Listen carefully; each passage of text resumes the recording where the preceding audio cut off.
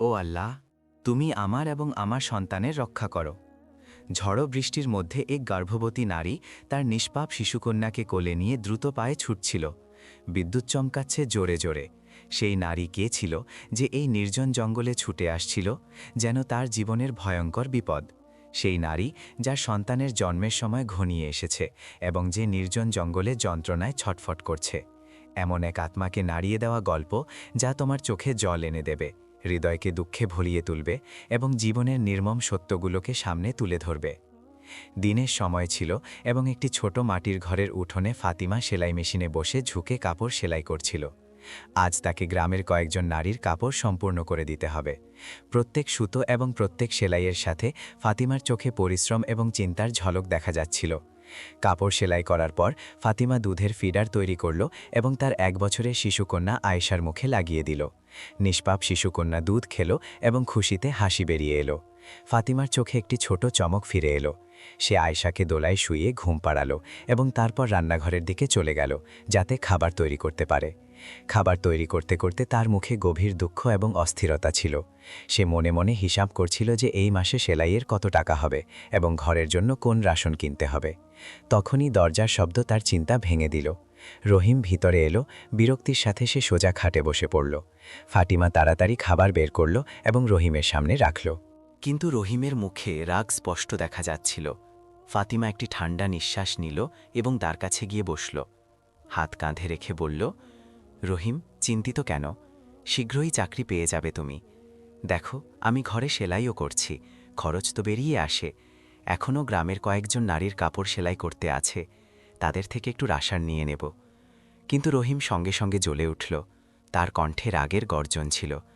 তুমি তোমার টাকার উপকার দেখাচ্ছ আমাকে? এটাই বলতে চাও যে আমি কিছু করতে পারি না? এবং তারপর সে রাগে এসে খাবারের প্লেট হাত দিয়ে ঘরে ছুঁড়ে ফেলল। ফাতিমার চোখে দুঃখ এবং ধাক্কার ঝড় উঠল। ফাতিমা উঠোনে খাটে বসে পড়ল। চোখে জল এসে গিয়েছিল এবং হৃদয় দুঃখে ভরে গিয়েছিল। সে তখন গর্ভবতী ছিল, 4র্থ মাসে, কিন্তু জীবন তার থেকে যেন প্রত্যেক সুখ ছিনিয়ে নিয়েছে। রহিমের একটি সাধারণ চাকরি ছিল, যা কয়েক মাস আগেই ভেঙে গিয়েছে, এবং ফাতিমা, যে একজন বিশ্বস্ত স্ত্রী ছিল, সেলাই মেশিনের কাজ সামলিয়েছে। তাতে এত টাকা আসত যে ঘরের খরচ চলতে পারত। কিন্তু রহিম সারাদিন বিরক্ত থাকত এবং চাকরির সিলসিলায় কোনো বিশেষ চেষ্টাও করত না। ফাতিমা রহিমকে অসীম ভালোবাসত। রহিম সেই প্রথম এবং একমাত্র ব্যক্তি ছিল যে তার হৃদয়ে বসেছে, এবং এখন সে তার স্বামীও ছিল। কিন্তু জীবন এই অসহায়ের জন্য শুধু অসুবিধা রেখেছে। সারাদিন পরিশ্রম এবং কষ্টের পরেও রহিমের মুখে না তো খুশি হতো, না কোনো প্রশংসার শব্দ আসত। আজও গ্রামের কয়েকজন নারী সেলাইয়ের কাপড় নিতে এসেছিল। কাপড় দেখার পর এক নারী বলল, কাপড় তো খুব ভালো সেলাই করেছ তুমি, ফাতিমা। তারপর সেই নারী কয়েকটা নোট বের করে ফাতিমার দিকে বাড়িয়ে বলল, হ্যাঁ, এটা তোমার সেলাইয়ের টাকা। ফাতিমা নোট দেখল তো মুখে হতাশা ছড়িয়ে পড়ল। ইতস্তত করে বলল, বোন, একটু সেলাইয়ের দাম বাড়িয়ে দাও, তুমি তো জানো কত পরিশ্রম লাগে। সেই নারী সঙ্গে সঙ্গে বলল, আরে নোখরা কেন করছো? ভাগ্যবান যেন যে আমরা তোমার থেকে সেলাই করাচ্ছি, যদি অন্য কারো থেকে সেলাই করাই তো কি করবে? ফাতিমা চুপ করে গেল। হৃদয়ে একটি ঠান্ডা দীর্ঘশ্বাস পড়ল, যে কিভাবে লোকেরা অন্যদের অসহায়তার সুযোগ নেয়। তার হৃদয়ে হতাশা এবং একাকিত্বের ঢেউ চলল। কিন্তু সে জানত যে এটা তার পরিশ্রম এবং ধৈর্যের সময়। এটাও সাধারণ দিন ছিল। ফাতিমা উঠোনে বসে তার 1 বছরের নিষ্পাপ কন্যাকে খাবার খাওয়াচ্ছিল। দুজনে হাসছে, মুচকি হাসছে। রহিম উঠোনে বসে মোবাইল ফোন হাতে নিয়ে কারো সাথে লাগাতার টাইপ করছিল। ফাতিমা অনুভব করল যে সে এই দিনগুলোতে কিছু বদলে গিয়েছে। ঘরে কম দেখা যায়, রাগ কম থাকে এবং মুখে অদ্ভুত হাসি ছড়িয়ে থাকে। প্রায়শই কোনো চিন্তায় ডুবে থাকে। ফাতিমা কাছে গেল তো রহিম মোবাইল ফোন পকেটে ঢোকাল। ফাতিমা কয়েকটা নোট বের করে রহিমের দিকে বাড়িয়ে বলল, রহিম, এটা সেলাইয়ের কিছু টাকা, রাখো, তোমার কাজে লাগবে। রহিম নোট দেখল এবং অবহেলায় পকেটে ঢুকিয়ে ঘর থেকে বাইরে চলে গেল। ফাতিমা ঠান্ডা নিঃশ্বাস নিল এবং ঘরের কাজে ব্যস্ত হয়ে গেল। 8ম মাস চলছে এবং এত পরিশ্রম এবং কষ্ট তার জন্য খুব কঠিন ছিল। কিন্তু সে জানত না যে জীবন তার জন্য বড় দুঃখ আগেই লিখে রেখেছে। কয়েক মুহূর্ত পর ফাতিমা উঠোনে বসে তার কন্যাকে খাওয়ানোর মধ্যে ব্যস্ত ছিল যে দরজা খুলে রহিম ভিতরে প্রবেশ করল, কিন্তু তার সাথে একটি মেয়েও ছিল। ফাতিমার চোখ বিস্ময়ে খুলে গেল। সে সঙ্গে সঙ্গে দাঁড়ালো। মেয়েটি বধূর পোশাকে পরিহিত রহিমের হাত ধরে ঘরে ভিতরে এলো। ফাতিমার উপর যেন বিস্ময়ের পাহাড় ভেঙে পড়ল। সে এগিয়ে গেল এবং কাঁপা কণ্ঠে বলল, রহিম, এই মেয়েটিকে তুমি কাকে ঘরে নিয়ে এসেছ? রহিম কঠিন কণ্ঠে উত্তর দিল, এটা শাবনাম, আমি তার সাথে বিয়ে করেছি, আমি তাকে পছন্দ করতাম। ফাতিমাকে মনে হলো যে এক মুহূর্তে তার দুনিয়া উজাড় হয়ে গিয়েছে। চোখ থেকে জল বইতে লাগল। সে অবিশ্বাসের অবস্থায় তার সামনে দাঁড়ানো স্বামীকে দেখছিল এবং সেই মেয়েকে যার মুখে হাসি ছিল। কাঁদতে কাঁদতে বলল, রহিম, এটা তুমি আমার সাথে কি করলে? আমার বিশ্বাসের, আমার আনুগত্যের আমাকে এটা পুরস্কার দিয়েছ? তুমি এটা কিভাবে করতে পারলে? তোমার ঘরে সন্তান আছে, সব কিছু ছিল। তবু তুমি এটা করলে? রহিম চিৎকার করে বলল, আমরা দুজনে একে অপরকে ভালোবাসতে লাগলাম। তুমি কে হও আমার থেকে এমন প্রশ্ন করার? ফাতিমা হতবাক হয়ে গেল। সে নারী এবং রহিম দুজনে একে অপরের হাত ধরে ঘরের ভিতরে চলে গেল। ফাতিমা উঠোনে মাটিতে বসে পড়ল এবং ফুটফুট করে কাঁদতে লাগল। তার সাথে তার 1 বছরের কন্যাও কাঁদতে লাগল। ফাতিমার দুনিয়া যেন উজাড় হয়ে গিয়েছে। ফাতিমা তার কন্যাকে কোলে নিয়ে ঘরে গেল এবং ফুটফুট করে কাঁদতে লাগল। তার বিশ্বাস, তার আনুগত্য, সবকিছু তার মুখে মেরে দেওয়া হয়েছে।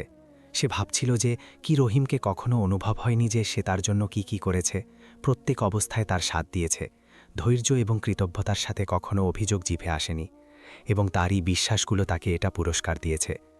বাইরে গ্রামে বৃষ্টি জোরে বর্ষণ করছে, যেন সেও ফাতিমার দুঃখে অংশ নিচ্ছে। তখনই জোরে দরজা খুলল এবং রহিম ঘরে প্রবেশ করল। মুখে তীব্র রাগ ছিল। সে চিৎকার করে বলল, ফাতিমা, যখন থেকে তুমি আমার জীবনে এসেছ সবকিছু ধ্বংস হয়ে গিয়েছে।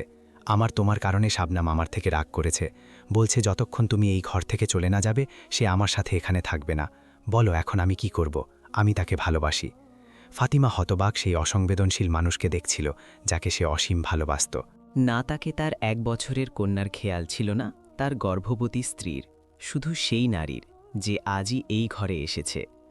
ফাতিমা কাঁদতে কাঁদতে বলল, কিছু তো লজ্জা করো রহিম, কি বাজে কথা বলছো? কোথায় যাব আমি এই বর্ষণকারী বৃষ্টিতে আমার শিশুকে নিয়ে? কিছু ভেবেছ তুমি? আমি তো গর্ভবতী, তোমার সন্তানের মা হতে যাচ্ছি। আমার না তো তোমার কন্যার খেয়াল করো। কিন্তু রহিমের চোখে অন্ধ ভালোবাসার পট্টি বাঁধা ছিল। সে ফাতিমাকে বাহু থেকে ধরল। ফাতিমার কোলে 1 বছরের শিশুকন্যাও ছিল। রহিমকে তার উপর একটুও দয়া আসছিল না।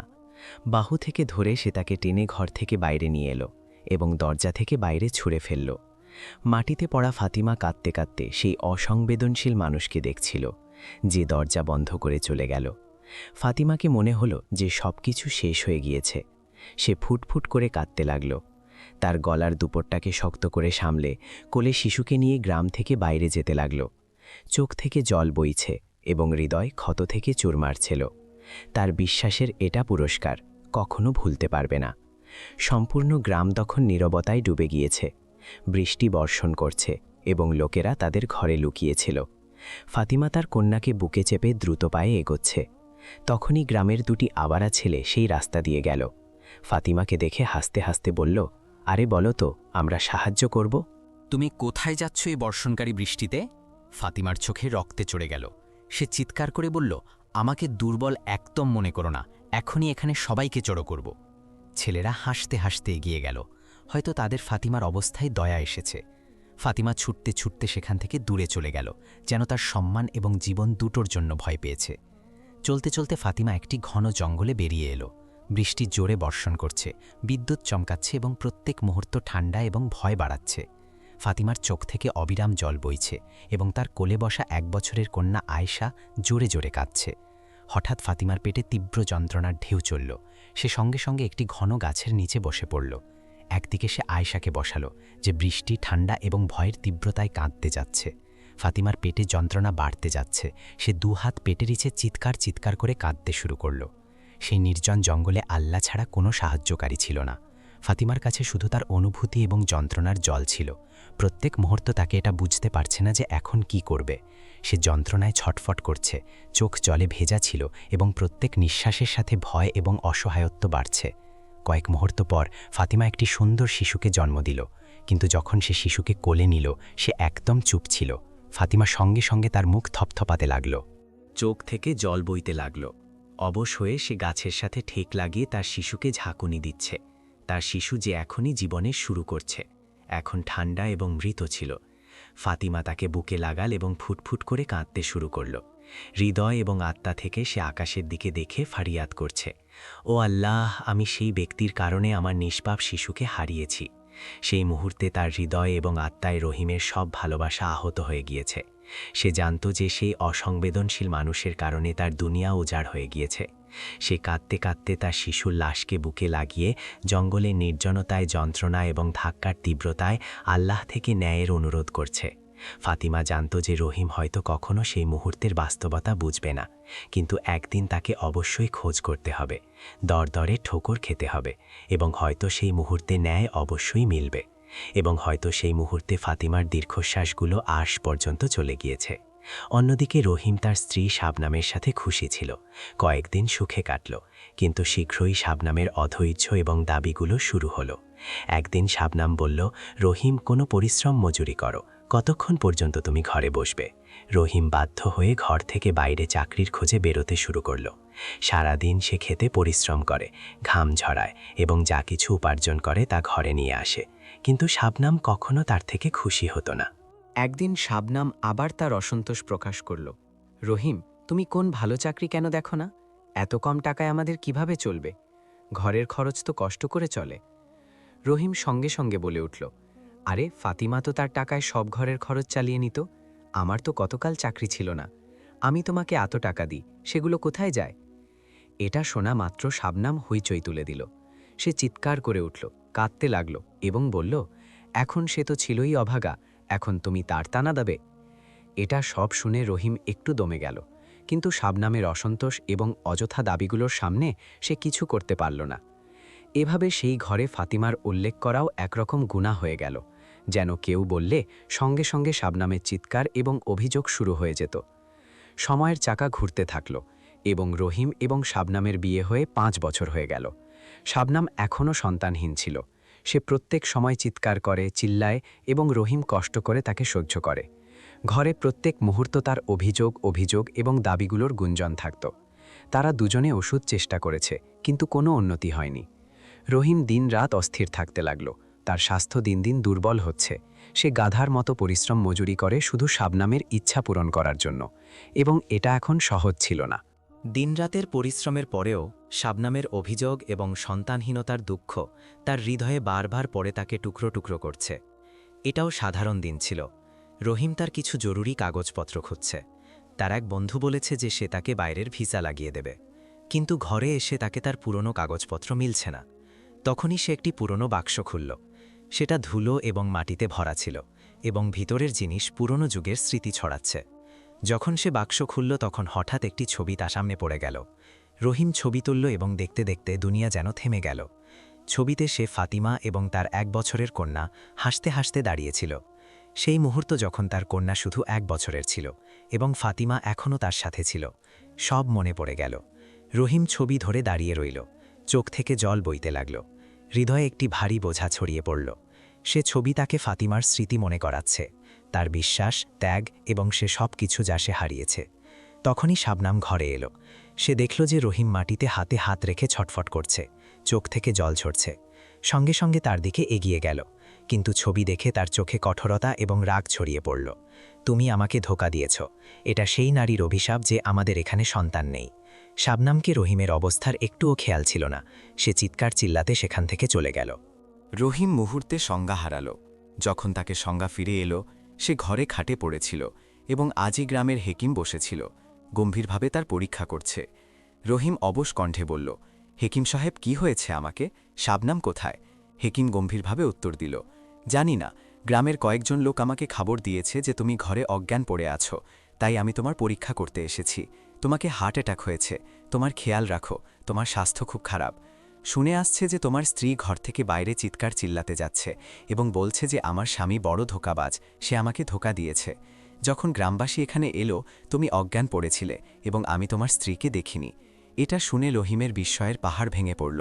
সে সঙ্গে সঙ্গে উঠে বসল এবং টলমল পায়ে ঘরের উঠোনে এলো। কিন্তু সম্পূর্ণ ঘর নীরবতায় ডুবে গিয়েছে। সে খাটে গিয়ে মাথা ধরে বসে পড়ল। তখনই গ্রামের এক বুড়ি নারী এলো, গম্ভীরভাবে বলল, রহিম বেটা, তোমার স্ত্রী শাবনাম বলে গিয়েছে যে যখন তোমার সংজ্ঞা ফিরবে তখন তোমাকে বলে দিও যে আমি চিরকালের জন্য এই ঘর ছেড়ে যাচ্ছি। আমি আর এমন গরিব মানুষের সাথে থাকতে পারবো না যে সারা জীবন আমাকে কিছু দেয়নি।